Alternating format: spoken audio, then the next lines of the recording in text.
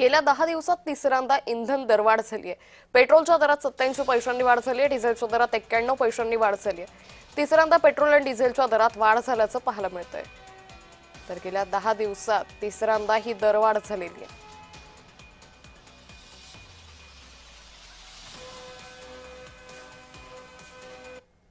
Diesel petrol बढ़ेगा तो हमारी गाड़ी भी कोई नहीं बुलाएगा। और ऊपर से फिर वो डीजल बढ़ने से चावल का रेट बढ़ेगा, तेल का रेट बढ़ेगा, महंगाई और बढ़ेगी। गवर्नमेंट ने इसके लिए कुछ सोचना चाहिए, कम करना चाहिए डीजल। व्यवस्थेवर सगळं म्हणजे खर्चावर वगैरे सगळं वाढ होऊन राहिलं आहे आणि म्हणजे किराणा हे ते सगळं त्याच्यावर सगळ्यांवर वाढ झालेली आहे।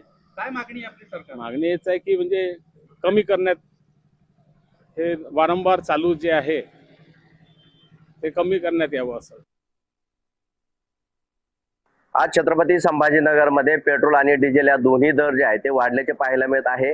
पेट्रोल 90 पैशांनी वाढला आहे तर डिझेल 94 पैशांनी वाढ झालेली आहे। या आठवड्यामध्ये जर बघितलं तर तिसऱ्यांदा पेट्रोल आणि डिझेलच्या दरामध्ये वाढ झाल्याचे आपल्याला पाहायला मिळते। सध्या जर बघितलं तर पेट्रोलची किंमत जी आहे ती 110 रुपये 44 पॉईंट जे आहे ते झाल्याचे आपल्याला पाहायला मिळते। त्यामुळे याचा फटका जो आहे तो सर्वसामान्याला देखील बसत असल्याचा पाहायला मिळत आहे। तर अनेक भागांमध्ये जे आहे ते पेट्रोल आणि डिझेल मिळत नसल्याची परिस्थिती जी आहे ती उद्भवल्याची पाहायला मिळते। त्याचा सर्व फटका जो आहे तो सर्वसामान्याला देखील बसत आहे। अनेक शेतकऱ्यांना देखील याचे परिणाम जे आहेत ते भोगावे लागत असल्याचे पाहायला मिळतात। कारण रात्रभर अनेक पेट्रोल पंपावरती नंबर लावून देखील डिझेल पेट्रोल मिळत नसल्याचा संताप एकीकडे आहे, तर दुसरीकडे आता पेट्रोल आणि डिझेल दरवाढीचा फटका जो आहे तो त्यांच्यावरती बसत आहे। त्याचबरोबर आता अनेकांचे वाहन भाडे जे आहे ते देखील वाढ झाल्याची पाहायला मिळते। त्यामुळे आता प्रशासनाने पेट्रोल डिझेलचे दर कमी करावे अशी मागणी जी आहे ते आता वाहन चालक करत असल्याचे पाहायला मिळत आहे। कॅमेरा पर्सन संतोष शिरसाटसह विजय चिडे, छत्रपती संभाजीनगर।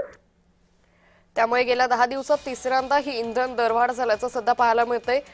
तर तिसऱ्यांदा ही पेट्रोल आणि डिझेलच्या दरात वाढ होत असल्यानं वाहन चालकांनी नाराजी व्यक्त केली आहे।